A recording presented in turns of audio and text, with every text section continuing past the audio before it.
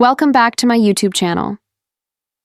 On the morning of my 28th birthday, I didn't expect grand gestures. A simple call or message from my family would have been enough. I made myself coffee, curled up on the couch, and opened Instagram out of habit. That's when I saw it. My entire family at the airport, smiling like a postcard. They were surprising my sister with a birthday trip to Hawaii. Her birthday was still 2 weeks away. The caption from my mom read, "She's the only one who makes us proud." And just like that, every year of quiet comparison punched me in the chest. It's not like I hadn't seen it before.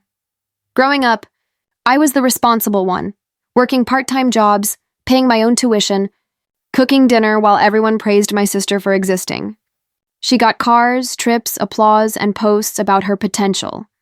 I got silence, expectations, and the occasional, could have been better. And still, I tried. I showed up. I helped with the bills when Dad lost his job. I took on extra shifts to cover groceries. I never complained. I thought one day they'd see me, but that Instagram post? That was my confirmation. Not just that they forgot my birthday, but that emotionally they'd written me off long ago. I didn't cry. I didn't call them. I didn't even comment. I smiled.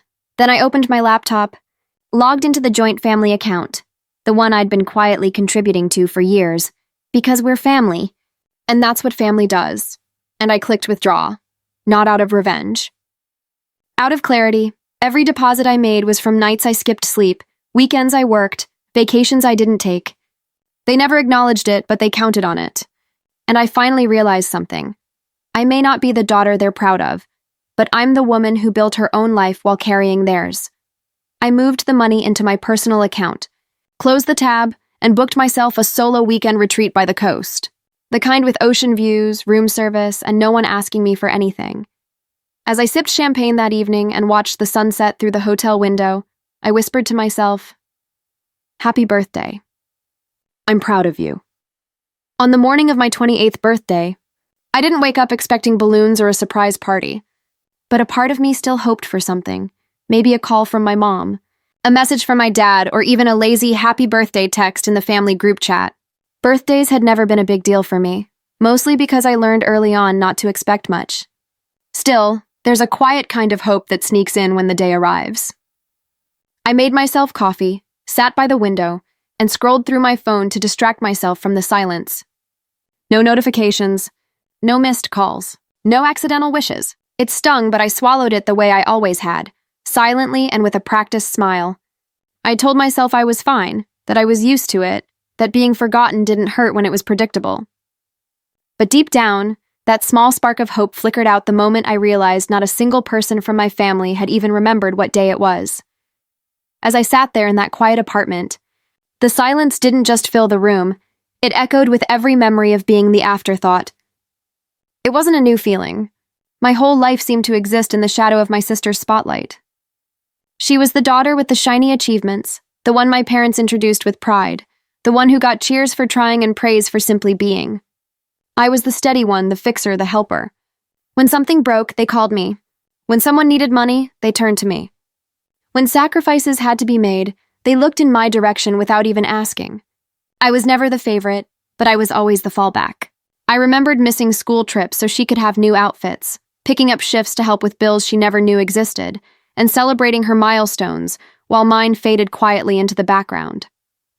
It wasn't jealousy that hurt. It was the constant reminder that no matter how hard I worked, I was never the one they chose to see. When I opened Instagram, it wasn't because I was looking for anything in particular, just a distraction from the quiet.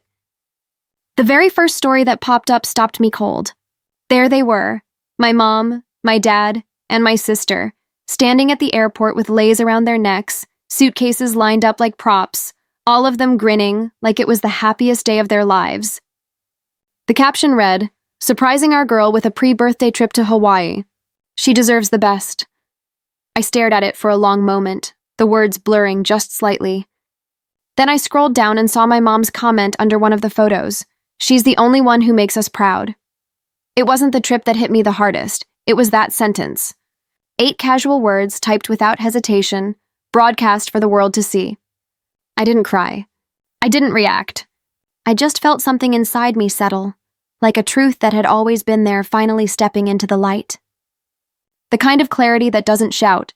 It just confirms what you stopped wanting to believe wasn't real. I didn't comment, didn't like the post, didn't even bother to click through the rest of the pictures. I just locked my phone and let out a breath I didn't realize I'd been holding. For once, instead of wondering why I wasn't enough for them, I thought about everything I had done, every late shift, every bill I'd covered for the family, every time I dipped into my own savings so they wouldn't struggle. That quiet strength I'd carried for years suddenly felt less like duty and more like something they'd taken for granted. I walked over to my desk, opened my laptop, and logged into the joint family account I'd been helping manage since my dad lost his job years ago. I remembered every transfer I'd made without hesitation, every extra deposit I'd slipped in so they wouldn't worry, every time I chose responsibility over resentment. My fingers didn't shake as I scrolled through the balance. There was no anger in me, just a calm, sharp awareness that I didn't owe anyone the right to drain me while pretending I didn't exist. I clicked withdraw, and for the first time, it felt like choosing myself wasn't betrayal. It was survival. The transfer went through without hesitation, and I closed the tab like I was finally closing a door I'd been holding open for years. There was no guilt, no second guessing, just a quiet sense of release, like I had finally stepped out of a role I never auditioned for. I booked myself a weekend by the coast, a place I'd always wanted to go, but never justified because there was always someone else's need. Someone else's emergency, someone else's importance overshadowing my own. As I packed a small bag, it struck me how light everything felt. Not just the luggage, but the choice itself. I didn't leave a note, didn't explain, didn't warn them. I owed them nothing more than what I had already given.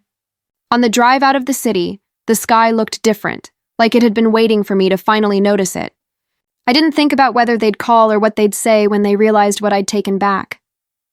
For once in my life, the only voice I was listening to was mine. And it didn't sound hesitant, it sounded free. That night, I sat on the balcony of my hotel room with the sound of the ocean rolling in like it had something to tell me. I ordered dinner without looking at prices, wrapped myself in the soft hotel robe, and poured a glass of champagne I didn't wait for someone else to toast.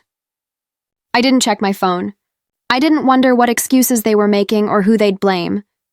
I let the silence exist without feeling like I had to fill it. For the first time in my life, I wasn't the forgotten one. I was the chosen one, because I finally chose myself. I didn't need an apology or recognition or a post that proved I mattered. I gave myself the thing they never did: value. They may never understand the weight of what I carried for them or the cost of their silence, but that's no longer my burden to explain. My birthday wasn't forgotten. It was reclaimed.